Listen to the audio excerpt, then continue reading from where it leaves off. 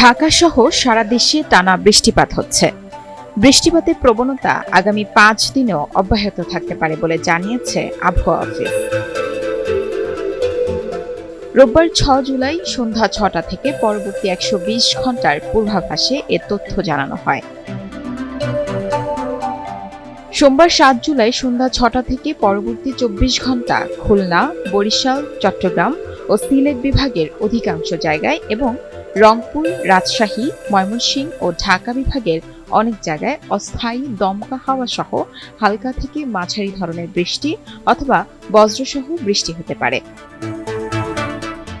সেই সঙ্গে খুলনা, বরিশাল, চট্টগ্রাম ও সিলেট বিভাগের কোথাও কোথাও মাঝারি ধরনের ভারী থেকে অতি ভারী বর্ষণ হতে পারে।